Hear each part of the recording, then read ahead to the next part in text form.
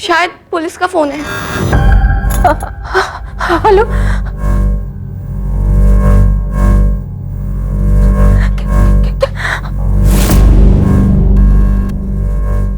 माँ, क्या हुआ माँ? बोलो माँ। सरला, क्या कह रही थी पुलिस? कंकाल ही तो इसका ही है।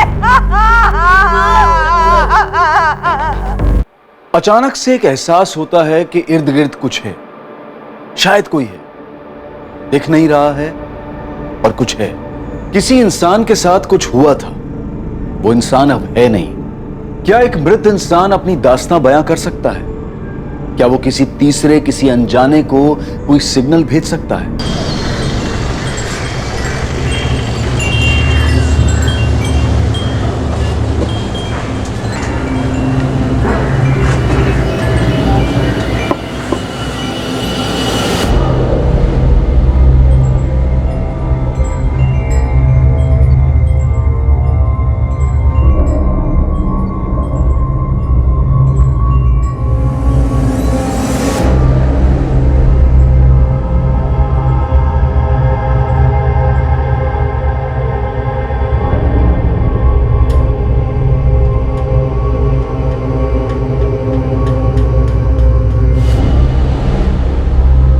विद्या, तुलसी के लिए इतना बड़ा स्ट्रक्चर बालकनी में कौन बनवाता है?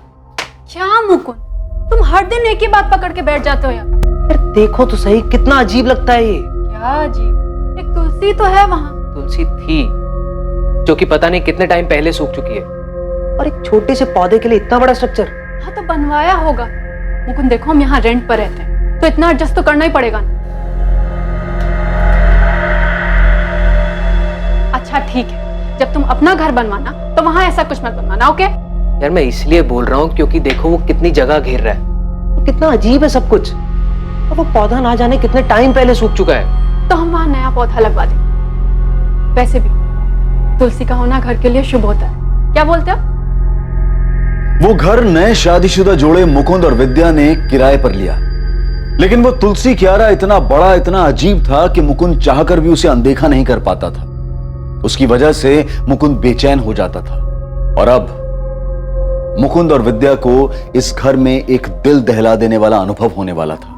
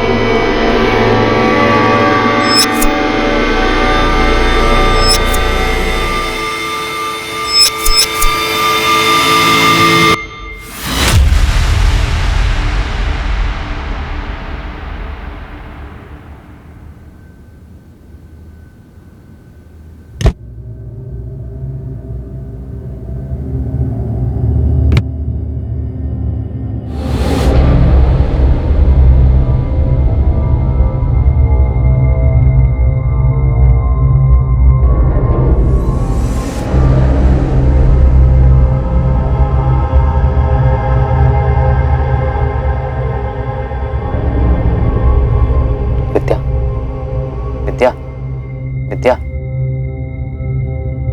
क्या हुआ मुकुंद? यार वो तुलसी क्यारा। यार तुम्हें नींद में भी वही दिखाई देता है क्या? ये कोई वक्त है इस बारे में बात करने का? नहीं यार, मतलब कितना अजीब लगता है वो। अरे अजीब तुम लग रहे हो, रात को भी वही बात लेके बैठ गए। तुम्हें और कोई थॉट नहीं आ रहा है क्या आजकल? नहीं यार, कुछ अटपटा सा है। सो जाओ मुकुंद। विद्या मेरी बात तो सुनो यार, प्लीज। सुबह मैंने माली को बुलाया, वो आके दूसरा पौधा लगा देगा। अभी प्लीज सो जाओ, मुझे भी सोने दो।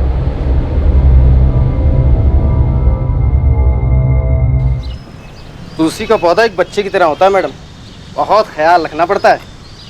रोज पानी दो, गमले की साफ सफाई रखो, और धूप भी मिलती रहनी चाहिए, वरना मुरझा जाती है तुलसी।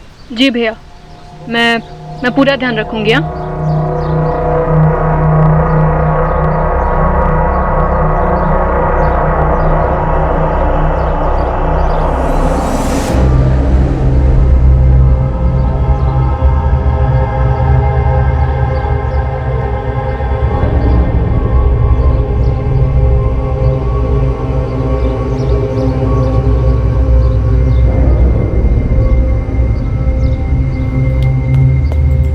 लीजिए मैडम, हो गया।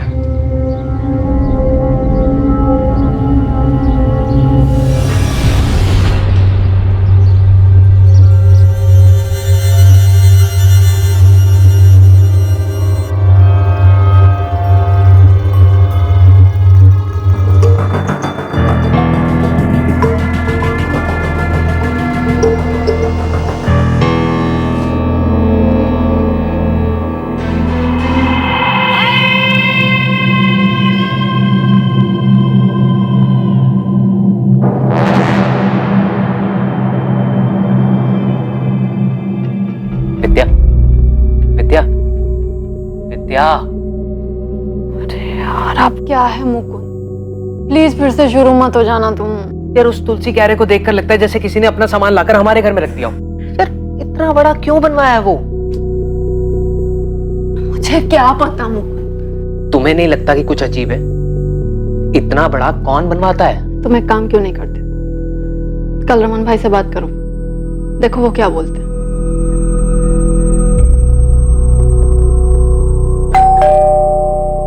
अरे क्या हुआ मुकुंद, अचानक से बुलाया, फोन पे भी कुछ बताया नहीं, कुछ प्रॉब्लम हुआ क्या? नहीं नहीं रमन भाई, कोई प्रॉब्लम नहीं है। आइए ना, अंदर आइए।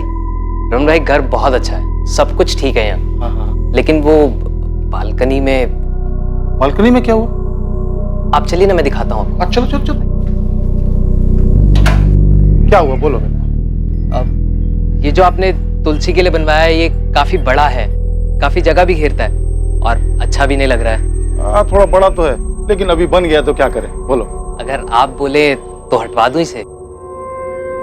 हटवाओगे मेरे को कोई दिक्कत नहीं है, लेकिन जो भी खर्चा होगा वो तुम देना, मेरे से मत मांग। हाँ हाँ, आप उसकी टेंशन मत लीजिए, मैं देख लूंगा वो सब। ये तोड़ने में जो टाइल वाइल टूटेगा, जो नुकसान होगा, उसका पैसा तुम्हारे डिपॉजिट में से काट लूंगा। आप उसके लिए बेफिक्र रहिए रमन भाई, मैं बहुत ध्यान रखूंगा उस चीज का। हाँ तो फिर करवाओ, चलो चलो। वो तुलसी क्यारा पूरा हटवाने की क्या जरूरत है, 2-3 ब्रिक हटवा के थोड़ा छोटा करवा दो ना बस। क्या दिक्कत है विद्या, अब तो रमन भाई ने परमिशन दे दी है ना।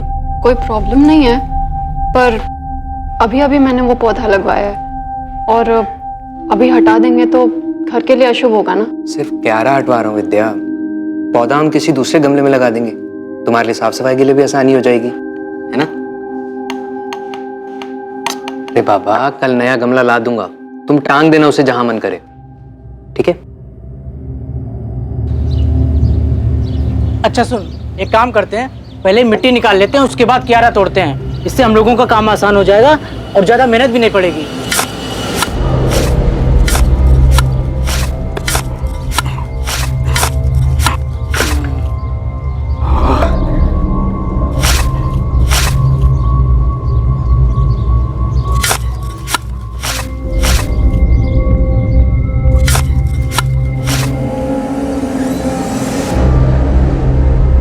अबे ये क्या है? कपड़ा जैसा कुछ है क्या है यार? चल खींच, खींच, राजू खींच। भैया, भाभी। अरे क्या हो गया, क्यों चिल्ला रहे हो? भैया देखो उसमें है क्या अंदर, देखो भाभी देखो।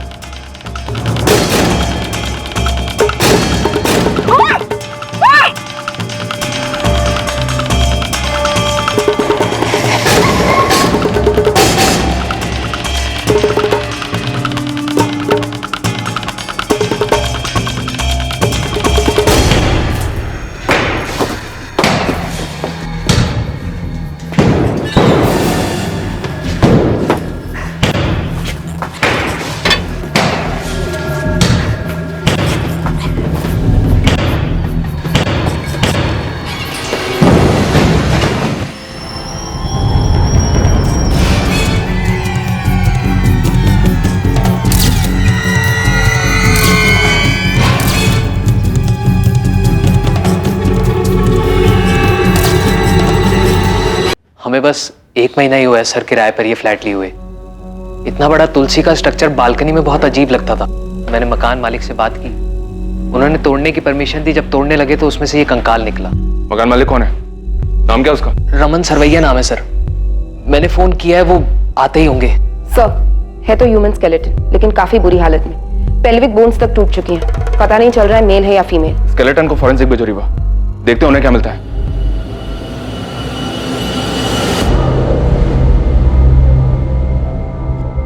ये कहां से लाए तुम लोग?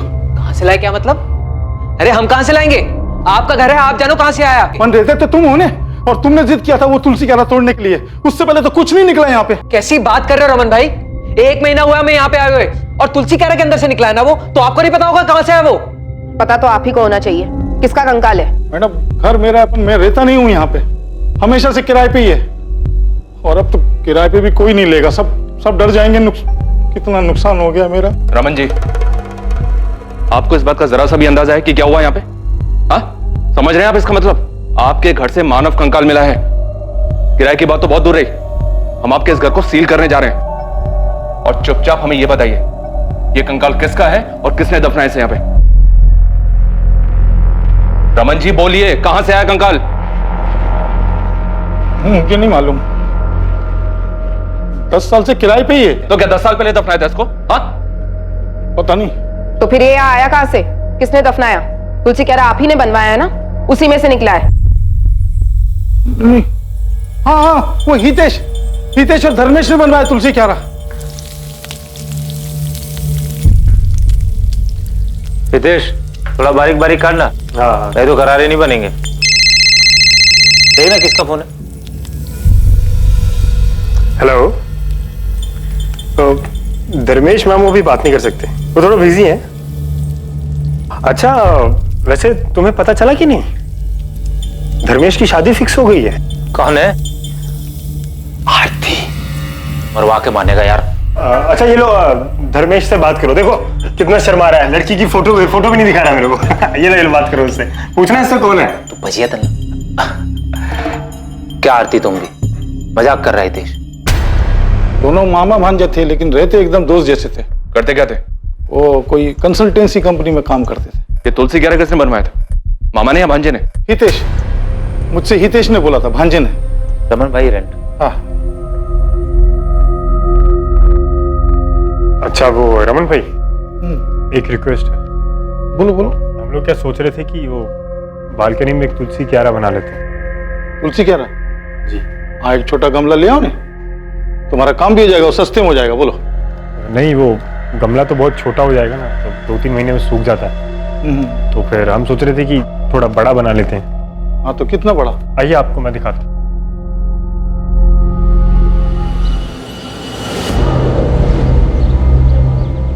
यहाँ पे समझ लो 2 फीट या 3 या 4 फीट। अरे इतना बड़ा क्यों? अरे रमन भाई बचपन से इसको तुलसी का शौक है, इसके घर में भी तुलसी है, जिद कर रहा था। अब मैं कहा रमन भाई से बात कर ले। अपन बोला ना, गमला ले लो, ये तोड़ने ओड़ने का काम बच जाएगा और अच्छा भी नहीं लगेगा, इतना बड़ा बोल रहा हूँ। अरे रमन भाई, आप उसकी बिल्कुल चिंता मत करो, मैं एकदम अच्छे से बनवा दूंगा और पता भी नहीं चलेगा कि बाद में बना है। अरे रमन भाई बनवाने दो। प्लीज रमन भाई। अच्छा सुनो, अगर बनवाना है ना तो अपने खर्चे पे बनाना, मैं दूंगा नहीं पैसा एक भी। हाँ, और नुकसान नहीं होना चाहिए। चलो बनाओ, अगले महीने आता हूँ।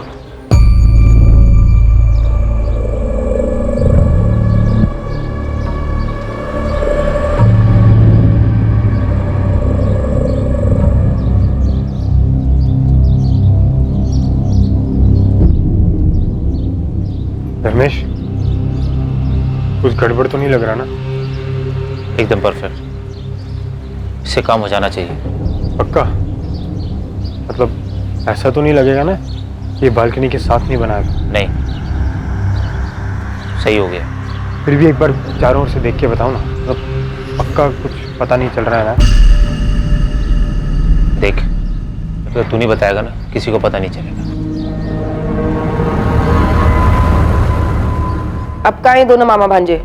पता नहीं मैडम, बाद में पता चला कि दोनों गायब हैं। मतलब मिसिंग? कैसे और कब से गायब है?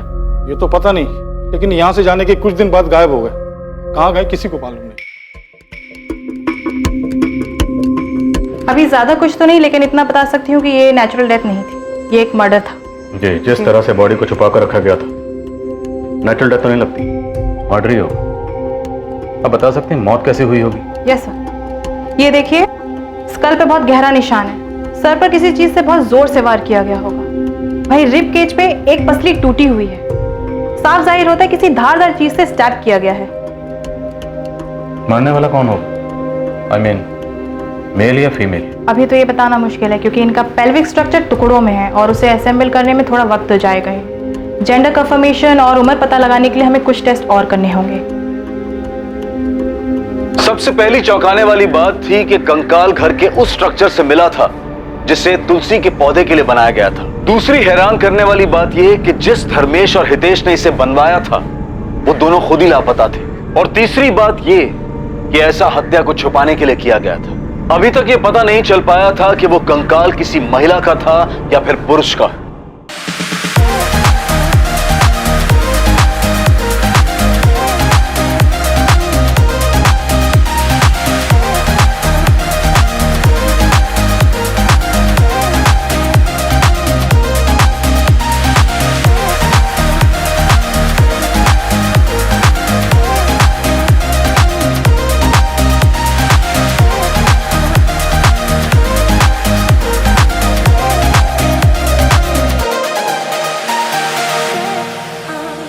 घर खाली कब किया उन दोनों ने? सर अक्टूबर 2017 में। अगस्त 2017 में उन लोगों ने बोला था कि 2 महीने में शिफ्ट कर जाएंगे और फिर अक्टूबर में खाली कर दिया मकान। हितेश ये धर्मेश क्या छे? वो ऑफिस गया है ना। अच्छा रमन भाई, मैं क्या बोल रहा था कि जो हमारा एग्रीमेंट है ना वो अक्टूबर में खत्म हो रहा है। हाँ क्यों? नहीं बस वो हम लोग शिफ्ट करने की सोच रहे थे। ये अचानक से कोई प्रॉब्लम है? नहीं ऐसा कुछ नहीं है, बस हम लोग थोड़ा बड़ा घर देख रहे हैं अभी। सर अक्टूबर 2017 में जब एग्रीमेंट खत्म हुआ तो उन लोगों ने मकान खाली कर दिया। धर्मेश आया था चाबी देने के लिए। अरे धर्मेश, नमस्ते। नमस्ते, आओ अंदर आओ। अरे धर्मेश, इतनी सुबह सुबह? वो रमन भाई फ्लैट की चाबी देने। हाँ लेकिन तुम लोग तो शाम को जाने वाले थे ना। हाँ बस अभी सुबह जाने का प्लान हुआ, सोचा जाना तो है, पूरा दिन आराम करने से अच्छा है अभी निकल लेते। हाँ अभी आ गए हो तो चाय वाय कुछ पियोगे? नहीं रमन भाई, वो हितेश सामान की गाड़ी के साथ वेट कर रहा है। जा कहाँ रहे? अभी तो मैंने और हितेश ने मुंबई जाने का प्लान किया है, देखो क्या होता है। मुंबई सरस है, बहुत कुछ है वहाँ, कुछ ना कुछ हो ही जाता है। अच्छा चलता। तो वो मामा भांजा दोनों मुंबई से मिसिंग हुए? नहीं ये तो पता नहीं सर, लेकिन खाली करने के 15 दिन बाद नवंबर 2017 में पार्क चौक पुलिस ने मुझे बुलाया था। अब मैं कैसे बताऊं कि हितेश धर्मेश किधर है? मेरे घर से तो 15 दिन पहले चले गए वो लोग। अब धर्मेश मेरे को बोला कि उसका और हितेश का मुंबई जाने का प्लान है। सर उन दोनों में से किसी ने हमें कुछ भी नहीं बताया, इसीलिए तो हमने मिसिंग कंप्लेंट भी लिखवाई है। इतना धर्मेश ने मेरे को बताया उतना मैं बता दिया, बाकी मालूम नहीं। धर्मेश ने तुमसे और कुछ कहा था? वो लोग मुंबई में कहाँ जा रहे हैं, वहां जाके क्या करेंगे? सच पूछो तो इतना जोर देके मैंने पूछा भी नहीं। सर पिछले 15 दिन से दोनों में से किसी से कोई बात नहीं हो पाती। ना तो मेरे बेटे धर्मेश का फोन लगता है ना ही मेरे नाती हितेश का। सर मेरी भी हितेश भैया से 15 दिन पहले ही बात हुई थी और उस पर भी वो मैसेजेस से कांटेक्ट में थे। सर ये देखिए, लेकिन इसमें भी भैया ने कभी कहा नहीं कि वो मुंबई जा रही है। जब भी मैं पूछती तो बोलते वो सूरत में ही है। मेरा बेटा धर्मेश भी ऐसे ही कॉन्टेक्ट में था मैसेज से, लेकिन 15 दिन पहले उसका मोबाइल भी स्विच ऑफ हो गया। रमन, ये सब कुछ तेरे घर से जाने के बाद ही हुआ है और सिर्फ तू है जो कह रहा है कि वो लोग बॉम्बे गए हैं। सच सच बता, कहाँ है वो दोनों? मुझे क्या मालूम धर्मेश ने मुझे ही मुंबई जाने के बारे में क्यों बोला। तो वैसे भी वो मेरे फ्लैट पे किराए पे रहता था, कोई मेरे साथ नहीं रहता था। अक्टूबर में उसका एग्रीमेंट खत्म हो गया तो वो लोग खाली कर दिया। वो हितेश और धर्मेश के खाली करने के बाद यानी अक्टूबर 2017 से लेके अभी कुछ दिनों तक 2 अलग अलग लोग किराए पे रहे उस मकान और उनके खाली करने के बाद ये मुकुंद और विद्या आए थे। सर 1 महीने के लिए भी खाली नहीं रहा। बहुत लकी मकान है वो। तुम्हारे उसी लकी मकान में से कंकाल निकला है? हाँ सर निकला है सर, सबको ये खबर भी हो गई है। तो समझ नहीं आ रहा मैं क्या करूं। सबको पता चल गया, कोई किराए पे भी नहीं रहेगा वहां और बेचूंगा तो बिकेगा भी नहीं वो।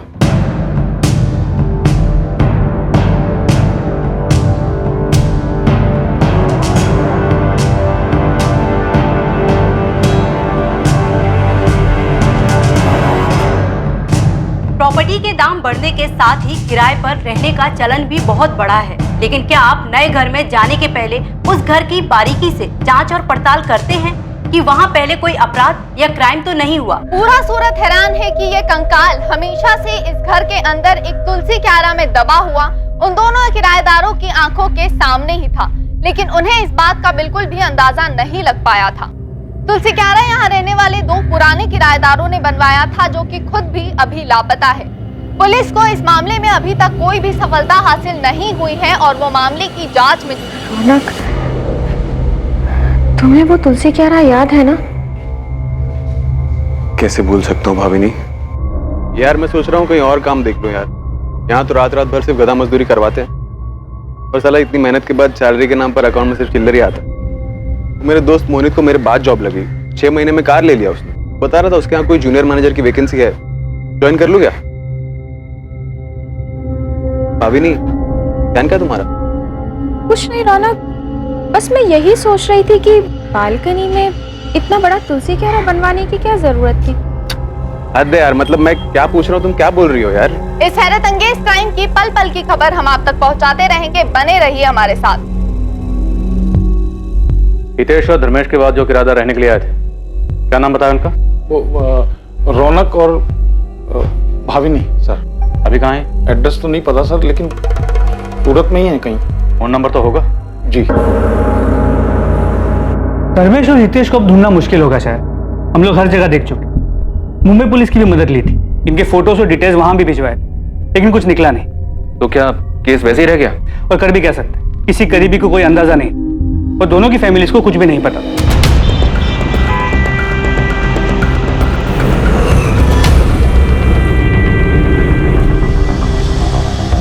अच्छे लड़के थे दोनों, पता ही नहीं चलता था कि दोनों मामा भांजे थे।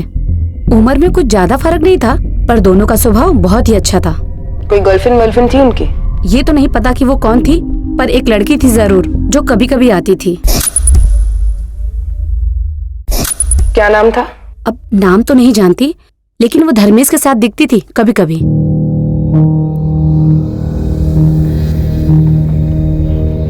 बहन कैसे आप? मजा मा धर्मेश, तू कैसा है? एकदम अच्छा, चलो मिलते हैं बाद में। और हाँ, कभी कभी हितेश भी होता था उसके साथ। तो होता ही नहीं है। क्या हो गया लता बहन? आपकी तबीयत कुछ ठीक नहीं लग रही। और डॉक्टर के पास जा रही हूँ बेटा, थोड़ी तबीयत खराब है।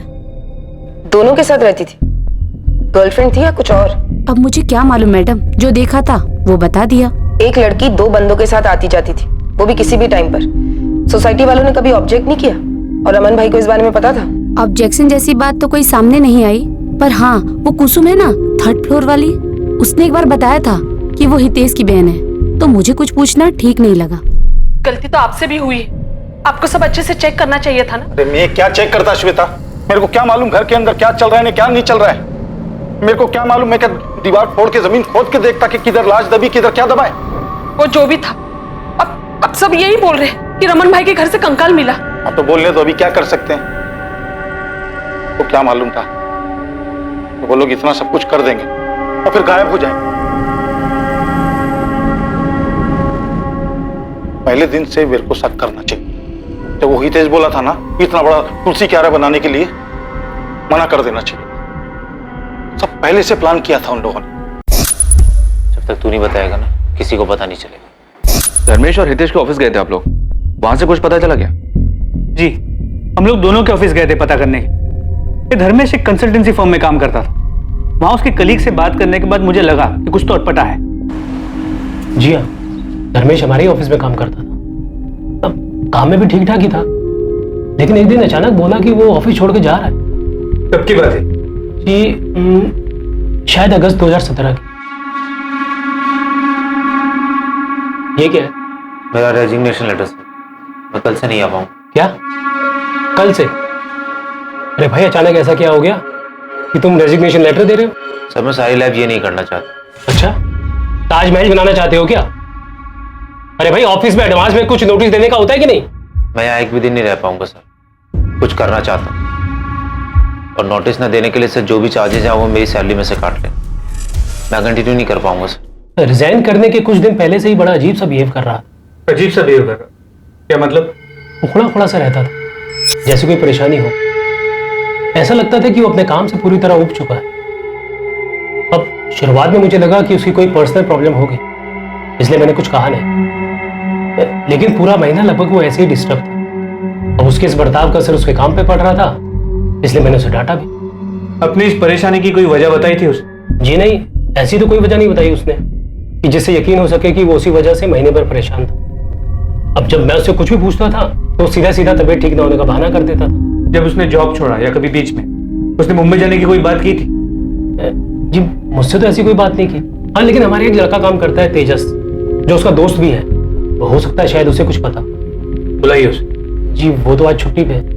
मुझे तेजस का नंबर और एड्रेस चाहिए। इन सभी बातों को देखने के बाद लगा कि सब कुछ सोच समझ के तय किया गया था। अगस्त 2017 में धर्मेश ने अपनी जॉब छोड़ी। उसी के आसपास हितेश ने रमन को बताया कि वो लोग 2 महीने बाद उसका फ्लैट खाली कर दें, और अक्टूबर 2017 में उन्होंने उसका फ्लैट खाली किया। तो दोनों एक साथ छू मंतर हो गए। हमने उन्हें हर जगह ढूंढा, लेकिन सिर्फ उस किराए के फ्लैट में नहीं गए। कोई मतलब ही नहीं था वहां जाकर। किराएदार बदल चुके थे। हमारे लिए सिर्फ वो अब एक मिसिंग कंप्लेंट था, किसी बड़े क्राइम की भनक तक नहीं लगी।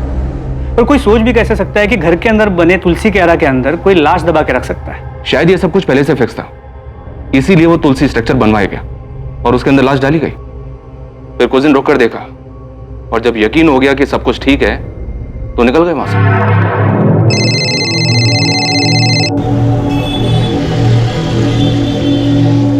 अरे वाह, बोलो। सर, धर्मेश और हितेश के एसके अपार्टमेंट वाले पड़ोसियों से बात हुई। पता चला है किसी लड़की का उनके घर आना जाना था। लड़की? कौन थी वो? नाम एड्रेस कुछ पता चला क्या? नहीं, अब तक नहीं सर। ठीक है, पता करो। किसी लड़की के बारे में पता चला था आप लोगों को जो उनके घर आती जाती हो? हाँ, इन्वेस्टिगेशन के दौरान एक आरती चावड़ा का नाम सामने आया था। धर्मेश के दोस्त तेजस ने भी उसके बारे में बताया।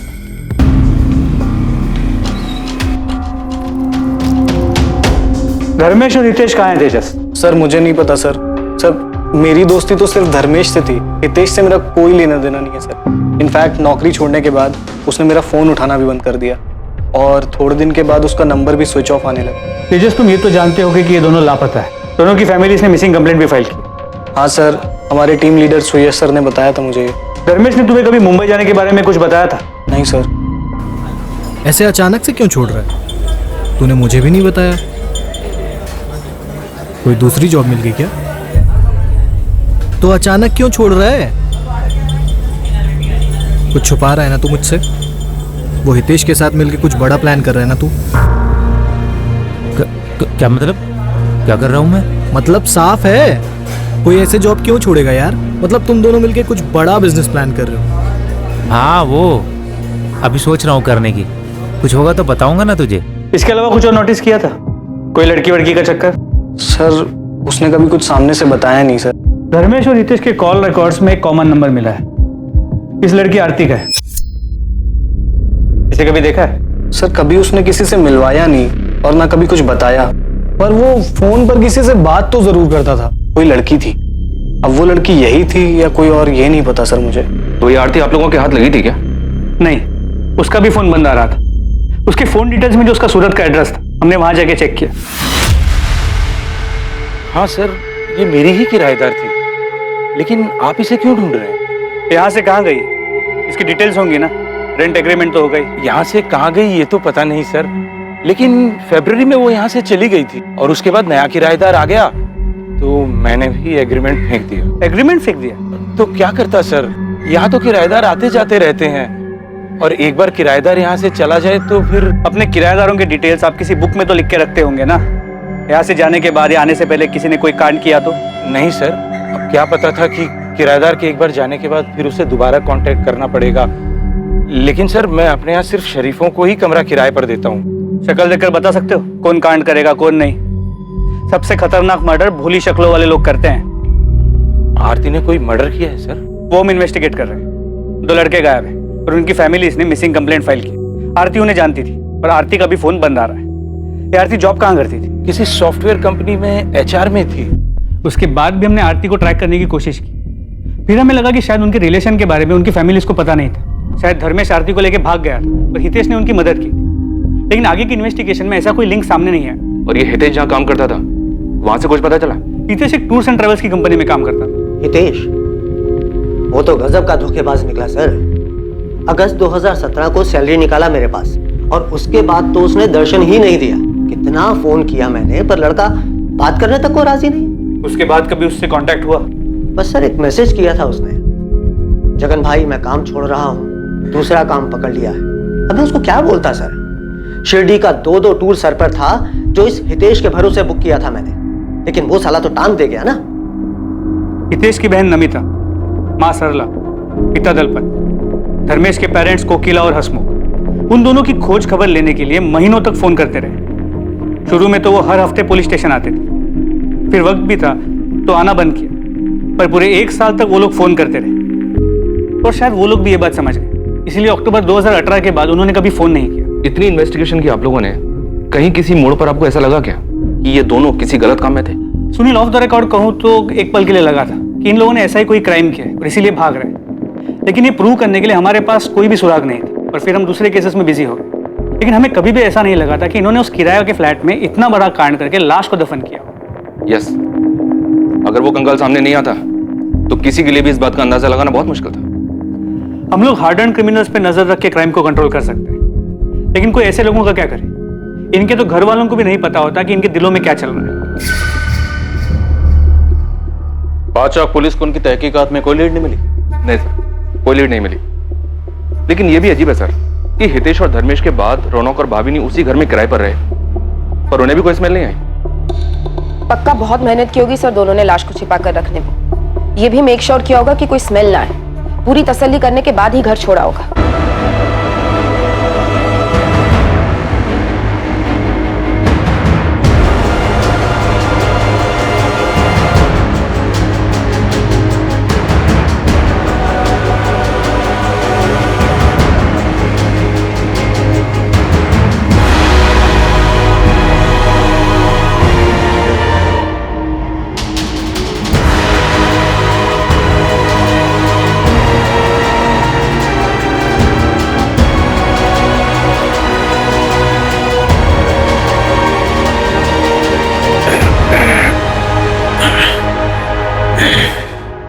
धर्मेश, ऐसे तो कुछ नहीं होगा। हमें ध्यान देना होगा कहीं कोई बदबू ना आए। हाँ हितेश, हमें समय समय पे चेक करना होगा। अगर पड़ोसियों को बदबू आ गई ना, हम फंस जाएंगे। ये आरती भी हमारे लिए पहेली बनी हुई है। रुपेश, कहीं वो कंकाल आरती का तो नहीं?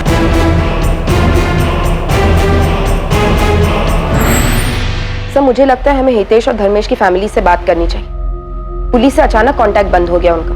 कहीं ऐसा तो नहीं कि उनके बेटों ने उन्हें कांटेक्ट कर लिया हो? ठीक है, वापस के लिए निकलो, बिना बताए उनके घर पहुंचो, देखते हैं क्या हाथ लगता है। सर एक बार ये रौनक और भावनी से भी बात करें क्या? अक्टूबर 2017 से मई 2019 तक तकरीबन 2 साल ये दोनों उसी घर में रहे। उनके बाद मुकुंद और विद्या आए जून में।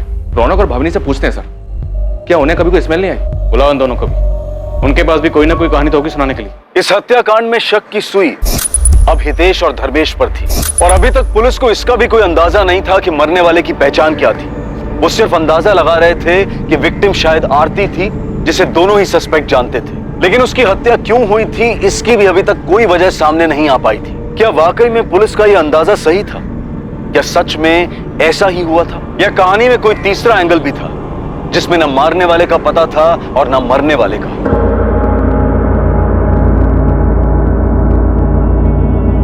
पुलिस की एक टीम हितेश और धर्मेश की फैमिली को ढूंढते हुए गुजरात के एक छोटे से शहर वापी पहुंचती है, जहां हितेश और धर्मेश की फैमिली रहती थी। दूसरी तरफ सूरत पुलिस ने रमन के पुराने किराएदार रौनक और भाविनी को पूछताछ के लिए थाने बुलाया, जो कि उस घर में धर्मेश और हितेश के जाने के बाद रहने आए थे।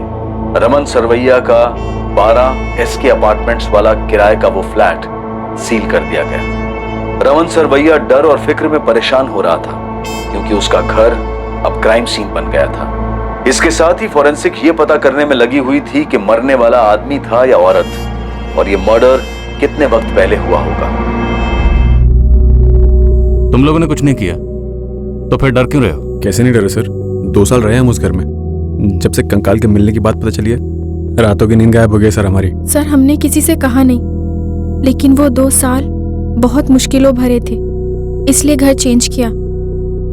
अब समझ आ रहा है वो दिन इतने मुश्किलों भरे क्यों थे, क्योंकि सर वो घर ही मानूस था। हम तो हमारे नए फ्लैट ओनर से पिछले किराएदार के बारे में 4 बार बात कर चुके हैं। रौनक, मैं समझ सकता हूँ कि तुम लोग किस डर से गुजर रहे थे, पर क्या आप लोगों को वाकई कोई स्मेल नहीं आई? या पता नहीं था कि किस चीज की स्मेल है, इसलिए इग्नोर किया? सच में सर, वहाँ कोई स्मेल नहीं थी। लेकिन वो तुलसी क्यारा देखकर बड़ा अजीब सा लगता था। इतना बड़ा तुलसी क्यारा बनवाया क्यों था? हमने सोचा कि रमन भाई से बात करें, लेकिन हम कुछ नहीं बोले। अगर वो बुरा मान जाते तो हमें अगले दिन घर खाली करवा देते। वो तुलसी क्यारा रमन भाई ने बनवाया था? घर उनका था, इसीलिए हमें लगता है उन्हीं ने बनवाया। एक बार जब रमन भाई किराया लेने आए तो तुलसी का पेट सूख गया था। हाँ पूरे हैं। रमन भाई चाय। हाँ, अरे ये तुलसी में पानी नहीं डालते क्या? देखो ना कितना सूख गया है। अब याद से डाल दूंगी। वो रमन भाई, हमको पेड़ पौधों का शौक नहीं है ना, इसीलिए कभी ध्यान नहीं दिया। नहीं, मेरे को भी पेड़ पौधे का ज्यादा शौक नहीं है, लेकिन अभी घर में है तो सुखा के तो मार नहीं सकते ना। हाँ। 2-4 बूंद डाल दिया करो, क्या पता फिर से हरा हो जाए। उनका बोलना उस वक्त हमें अजीब नहीं लगा था, लेकिन अब जब पता चला है कि उसमें सिर्फ तुलसी नहीं थी, तो हम सोच रहे थे कि क्या रमन भाई को उस बारे में कुछ पता था। तुम्हें क्या लगता, रमन भाई ने जानबूझकर ऐसा बोला था? ऐसी कैसे किसी पर उंगली उठाए सर, उनके लिए भी ठीक नहीं होगा। हो सकता है जैसे हमें ना पता चला हो, उन्हें भी कुछ ना पता चला हो। ठीक है, आप दोनों जा सकते हैं।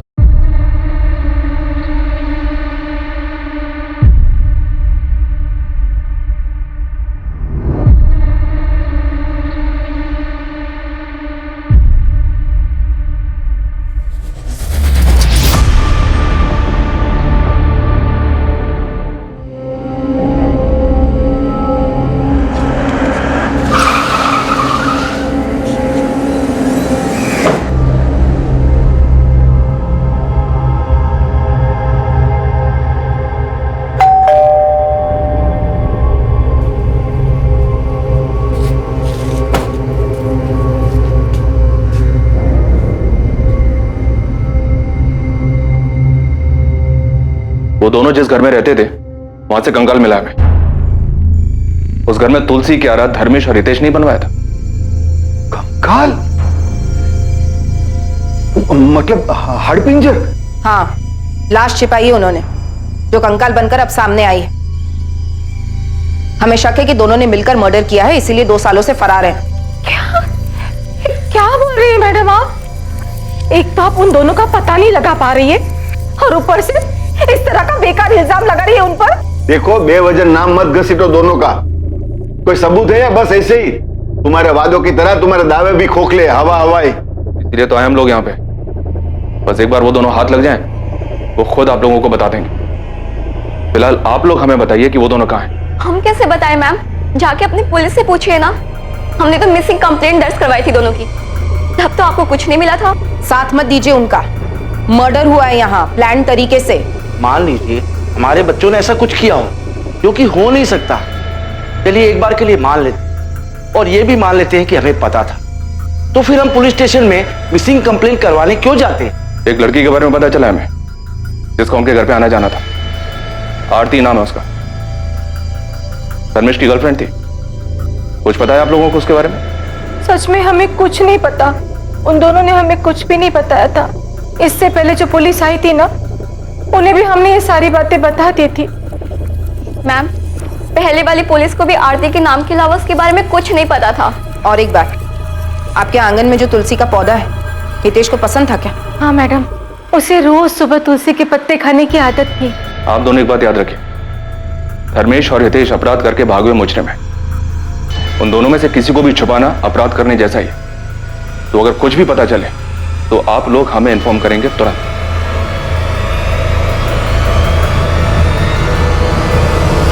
डॉक्टर, कोई नई इन्फॉर्मेशन? जी बिल्कुल, मैं आपको बता सकती हूँ कि मरने वाला कोई मेल था और उसकी उम्र तकरीबन 24 से 30 वर्ष रही होगी। और मौत कितना अर्सा पहले हुई थी? हमने जो बोन टेस्ट किए हैं उससे तो यही पता चलता है कि स्केलेटन 2 से 4 साल पुराना है। सर, अभी तक उस घर में 4 किराएदार रह चुके हैं। पहले धर्मेश और हितेश, और उनके बाद भाविनी और रौनक। पता नहीं किसने किसको मारा है। मुझे नहीं लगता रौनक और भावनी ने किसी को मारा, क्योंकि उनसे बातचीत में ऐसा कुछ सामने नहीं आया। ये तो अजीब ही है सर। अभी तक तो हम इस मामा भांजी की जोड़ी को सस्पेक्ट मान के चल रहे थे कि इन्होंने शायद किसी लड़की को मारा था और शायद वो आरती होगी, लेकिन यहां तो मामला ही उल्टा निकला। तो फिर मरा कौन था सर? नहीं, जो भी हो, इतना तो है कि ये जुर्म तब हुआ जब उस घर में ये मामा भांजा दोनों रह रहे थे, वो दोनों गायब है। तो इन दोनों का इस जुर्म से कोई ना कोई ताल्लुक तो है। जी सर, मुझे भी ऐसा ही लगता है। वो तुलसी क्यारा भी उन दोनों की करामात थी और उन दोनों के वापी वाले घर में भी हमने तुलसी क्यारा देखा।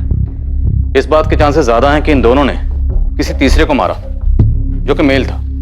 या ये भी हो सकता है कि मामा भांजा की आपस में किसी बात को लेकर खटास रही हो और हितेश ने धर्मेश को मार डाला, क्योंकि रमन को वो तुलसी क्यारा बनाने के लिए हितेश ने अप्रोच किया था।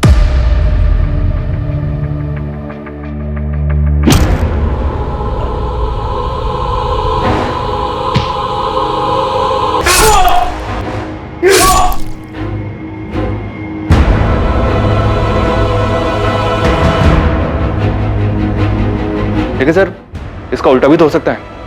हो सकता है धर्मेश ने हितेश को मारा हो, क्योंकि मकान मालिक को चाबी देने के लिए धर्मेश ही गया था।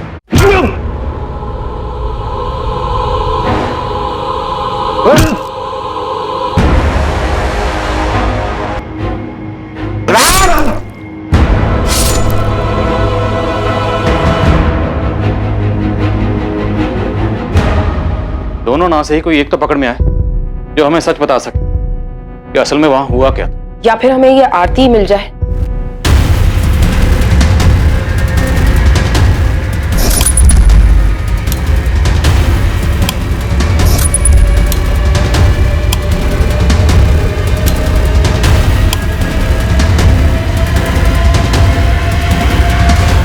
सबसे पहले कौन पुलिस की गिरफ्त में आएगा? मरने वाला कौन था? क्या वाकई में धर्मेश और हितेश का इस हत्या से कोई ताल्लुक था? इन्वेस्टिगेशन टीम के लिए बहुत ही मुश्किल केस था, जिसमें अभी बहुत सी बातें सामने आनी बाकी थी और बहुत से चौंकाने वाले खुलासे होने बाकी थे। लेकिन जांच पूरी हुई, अपराध, अपराधी, मकसद सब कुछ सामने आया और इन सभी सवालों के जवाब में इस केस का रहस्य दफन था। मिलेंगे इस हैरत अंगेज केस के दूसरे और आखिरी भाग में, जहां हम खुलासा करेंगे कि वो कंकाल किसका था जो कभी सांस लेता था। अब मैं अनूप सोनी आपसे विदा लेता हूं, फिर मुलाकात होगी। और याद रखें, क्राइम और आपके बीच में सिर्फ इतना फर्क है कि आप कितने सतर्क हैं। सतर्क रहें, सुरक्षित रहें। जय हिंद।